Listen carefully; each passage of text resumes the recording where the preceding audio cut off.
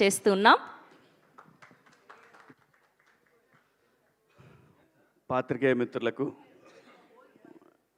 Electronic media సోదరులకు, విచ్చేసిన అతిథులందరికీ కూడా పేరు పేరున స్వాగతం. అలాగే ఒక ఫోన్ కాల్ అడగగానే ఎన్నింటికి రావాలి అన్న ఒకే ఒక్క మాట, అంతా మించి ఏం లేదు. నా సోదరుడు Anil, thank you so much. ఈరోజు అనిల్ రావటం వల్ల ఈ సినిమాకి ఇంకా కొంతమందికి, ఇప్పటిదాకా ఎంతమందికి రీచ్ అయిందో ఇంకా కొంతమందికి గట్టిగా రీచ్ అవుతుంది.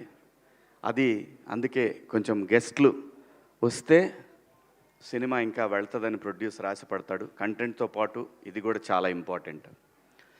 ఇంకా నా విషయానికి వస్తే, నేను చిన్నప్పటి నుంచి నాకు ఆ డప్పు సౌండ్ వింటే ఒళ్ళు పొంగిద్ది, ఆగదు, అస్సలు ఆగదు. అమ్మతోడు నేను అన్నీ మర్చిపోతా,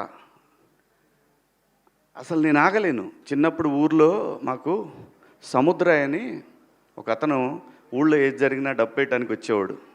తప్పెట అంటాం మేము, తప్పెట వేసుకొని వచ్చేవాడు, అన్నీ అనౌన్స్ చేసేవాడు. అతనితో పాటు వెనకాల పరిగెత్తుకుంటా డ్యాన్స్ వేసుకుంటూ వెళ్ళేవాళ్ళం. అది నరనరాల్లో జీర్ణించిపోయింది. సో అందుకే ఎవరిని ఇబ్బంది పడి ఉంటే సారీ. మా సినిమా కూడా దండి, ఏం పర్వాలేదు, ఈ సినిమా కోసం ఆ మాత్రం చేయొచ్చు. దండోరా ఈ సినిమా తర్వాత ఈ సినిమా ప్రొడ్యూసరు నా దృష్టిలో ఇంకా యూత్ బాయ్ నైట్ లైఫ్లన్నీ వదిలేస్తే చాలా చాలా చాలా చాలా టేస్ట్ ఉన్న, ఆ పేర్లు ఉన్నవాళ్ళే, ఆ బెనర్జీ అనే పేరు ఉన్నవాళ్ళు, వాళ్ళ వైబు, వాళ్ళ థింకింగు. నేను ఇండస్ట్రీలో తిలక్ గారు అనే ప్రొడ్యూసర్ ఉండేవారు, ఆయన పూర్తి పేరు కూడా బెనర్జీ గారు అని ఉండేది.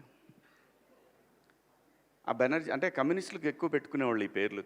కమ్యూనిస్టుల ఫ్యామిలీస్లో ఉన్న వాళ్ళల్లో ఎక్కువ ఈ బెనర్జీ అనే పేరు పెట్టుకునేవాళ్ళు. సో చాలా చాలా చాలా అంటే అండి, సినిమా డబ్బులుంటే తీయొచ్చు, డబ్బులు ఎవరిని ఇస్తే తీయొచ్చు, కానీ కథను సెలెక్ట్ చేసుకుంటాడు చూసారా, అది అందరితో సాధ్యమయ్యే పని కాదు. 100% డబ్బులు మనం అన్ని బిజినెస్ల్లో బ్రహ్మాండంగా తోపులం బ్రహ్మాండంగా చేశామని అనుకుంటారు, కానీ భగవంతుడికి ఒక్కొక్కడికి ఒక్కొక్క టాలెంట్ ఇస్తాడు. డబ్బులు ఇవ్వకపోవచ్చు, డబ్బులు అవే వస్తాయి. సరస్వతి ఉంటే లక్ష్మి నడుచుకుంటా వచ్చేస్తాయి. అంటే అలానే ఆయన దగ్గర డబ్బు లేదని కాదు నా ఉద్దేశం. కథని సెలెక్ట్ చేసుకోవటం దగ్గరే ఏ ప్రొడ్యూసర్ సక్సెస్ అయినా కానీ దానికి పునాది అదే. అలాంటి ఐక్యూ ఉన్న, దండిగా ఉన్న నిర్మాత బెన్నీ గారు. డెఫినెట్గా ఈ సినిమా తర్వాత ఆయన్ని చూసే విధానం మారిపోద్ది. అలాగే దర్శకుడు, సినిమా అంటే ఎవరికి ఇష్టం ఉండదండి, ఎవరికి ప్యాషన్ ఉండదు.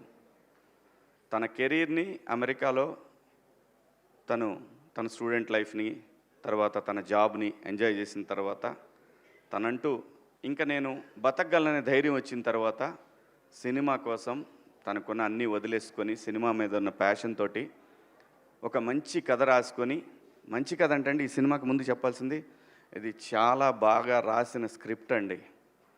నాకు కథ అంతా తెలిసినా సరే థియేటర్లో నేను చూశాను. మీరు మా ఆర్టిస్టులు ఎంతమంది చూశారో నాకు తెలియదు. సినిమా నేను చూశాను. ఎక్కువ చెప్తే ఓవర్ అవుతుందేమో అనే భయం కూడా ఉంది లోపల. కానీ నేను నా రీఎంట్రీ తర్వాత, నేను డబ్బులు నాకు చాలా అవసరం, నాకు కూడా చాలా అవసరం. నాకు 2 పిల్లలు, మీకు తెలుసు, వాళ్ళని చదివించాలంటే ఎన్ని ఇబ్బందులు ఉంటాయో. అందులో సినిమా యాక్టర్ కొడుకనగానే వాడికన్నా నేను ఎక్కువ ఆలోచిస్తే ఇన్నేమని అనుకుంటారేమనే అదొకటి. బట్ లక్కీలీ అలా ఆలోచించే పిల్లలు కాకపోయినా కానీ చదువులకి చాలా అవుతుందండి ఈ రోజుల్లో. అలాంటి పిల్లలు అనేసరికి మారిపోయింది నా ఆలోచన. అలాంటి సిచ్యువేషన్ ప్రతి తల్లిదండ్రికి ఉంటుంది. అలాగని చెప్పి ఆ తల్లిదండ్రులు వాళ్ళ పిల్లల్ని అంత ఈజీగా వదిలేరు. సినిమా దేని గురించి మాట్లాడుతుంది అనే దాన్ని నాకు తను స్క్రిప్ట్ చెప్పినప్పుడు ఒక క్యారెక్టర్ కనెక్ట్ అయ్యానండి. నేను ఒక క్యారెక్టర్ కనెక్ట్ అయ్యాను. నా పాత్ర చాలా బాగుంది, సినిమా నా చుట్టూనే తిరుగుతుంది, కానీ అప్పటికి కూడా టెంప్ట్ అవ్వాల నేను. ఎందుకంటే నేను ఇండస్ట్రీకి వచ్చి రీఎంట్రీ మళ్ళీ వచ్చిన తర్వాత ఆ డబ్బులు అనే పదాన్ని పక్కన పెట్టి 13 సంవత్సరాలు నేను సర్వైవ్ అయ్యాను. ఇంకా నాకు డబ్బులు కాదు కావాల్సింది, నాకు ఇంత పేరు ఇంత రెస్పెక్ట్ ఇస్తున్న వీళ్ళకి గౌరవం ఇవ్వాలి, మంచి సినిమా అయితేనే చేద్దాము, లేకపోతే పుట్టించినోడికి తెలుసు ఎలా తీసుకుపోయేవారికి ఎలా నడపాలనేది ఒక బలమైన ధైర్యం వచ్చిందండి నాకు. అలా అతను చెప్పిన ఆ కథని విన్న తర్వాత నేను బిగ్ బాస్ హౌస్ నుంచి వచ్చిన తర్వాత నా 90s రిలీజ్ అయిన తర్వాత నేను ఫస్ట్ ఒప్పుకున్న సినిమా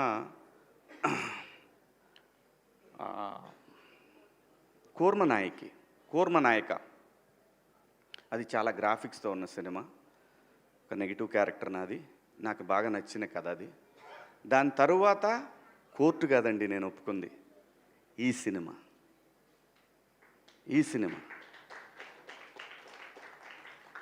దీనికి పురిటి నొప్పులు ఉన్నాయి, లేవంటలేదు. ఆ కారణం చేతనే నాని గారు తొందరగా అయిపోయింది, కానీ బెన్నీ కదా కొంచెం కష్టం ఉంటుంది, ఉండాలి, ఉంటేనే రెస్పాన్సిబిలిటీ ఉంటుంది, లేకపోతే కష్టం. అలా ఈ సినిమా 90s చేసిన నవీన్ మేడారం అని ఆయన నిర్మాత, దానికి సిరీస్కి ఆయన ద్వారా వచ్చారు ఈయన నా దగ్గరికి. ఈయన వచ్చినప్పుడు ఫస్ట్ నాకు పిచ్ డెక్ పంపించమని చెప్పాను నవీన్ మేడం, అది పంపించారు. ఆ తర్వాత ఆయన కథ చెప్పారు, వచ్చి నాకు కథ చెప్పారు. అదంతా వింటున్నాను కానీ నేను ఎక్కడ టెంప్ట్ అవ్వలేదు. ఓకే బాగుంది, బాగా రాసుకున్నాడు. ఎప్పుడైతే ఒక పాత్రను ఇంట్రడ్యూస్ చేశాడండి, అక్కడి నుంచి సినిమా లెవెల్ కూడా ఎవరెస్ట్ శిఖరంలాగా వెళ్ళిపోద్ది అనమాట. ఆ ఎవరెస్ట్ శిఖరంకి వెళ్ళిన తర్వాత బయటకు వచ్చే హై ఉంటుంది చూసారా, ఆ హై మీరు ఇందాక చూసిన తమ్ముడు డ్యాన్స్ చాలా బాగా రాసుకున్నాడండి. నిజంగా నేను అమితంగా ప్రేమించేమీ మాట్లాడట్లేదు, సినిమా తీసేవరకే ప్రేమిస్తాను నేను. సినిమా తీసిన తర్వాత అది ఎడిటింగ్ రూమ్లోనైనా థియేటర్లో నిర్దాక్షిణ్యంగా దాన్ని నేను హేట్ చేసినంత ఎవరు హేట్ చేయరు. అబ్బా అంట మా వాడు ట్రైలర్ చేసిన, అబ్బాయి అక్కడక్కడ లూజ్ ఫ్రేమ్స్ ఉన్నాయో అన్న, పెద్ద కొంచెం టైట్ పెట్టొద్దు, తెలీదు మరి ఎవరో ఏమంటారో, బయటికి వెళ్తుంది ఫస్ట్ మన బిడ్డ బయటికి వెళ్తూ ఉంది ఫస్ట్ టైం అని చెప్పి ఆ భయం ఉంటుంది. ఆ భయంతో చాలా చెప్తాం. నేను మళ్ళీ సినిమాలు చేయటం మొదలుపెట్టిన తర్వాత నాకు అందరు కొత్త డైరెక్టర్లే వచ్చారు, అన్ని కంటెంట్ ఓరియంటెడ్ ఫిల్మ్సే. ఏ ఫిలిం కూడా డబ్బుల కోసమే, డబ్బులు తీసుకుంటున్నాను, డబ్బులు తీసుకోవట్లేదు, మళ్ళీ అలాంటి మాటలు మాట్లాడకూడదు.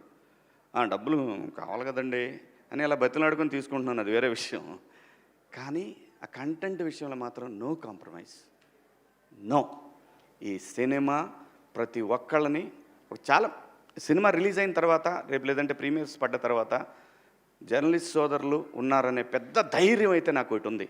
ఎందుకంటే మీరు రీసెంట్ డేస్లో వాళ్ళు మీరు చూశారు, ఒక ప్రీ వెడ్డింగ్ షో కానీ ఆ తర్వాత వచ్చిన 2-3 సినిమాలు కానీ వాళ్ళు బ్రహ్మరథం పట్టిన విధానం, అది ఇండస్ట్రీకి శ్రీరామరక్ష, నిర్మాతలకి శ్రీరామరక్ష.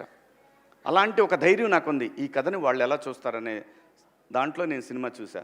సినిమా అద్భుతంగా వచ్చింది. ఇది మార్నింగ్ షో వరకే, ఈ వారం చిన్న సినిమాలు ఏం రిలీజ్ అవుతున్నాయి అని మాట్లాడుకునే వాళ్ళకి మాత్రం ఈ వారం చిన్న సినిమాల్లో ఇది ఒక చిన్న సినిమా. కానీ 25th సాయంత్రానికి ఇది చాలా పెద్ద సినిమా.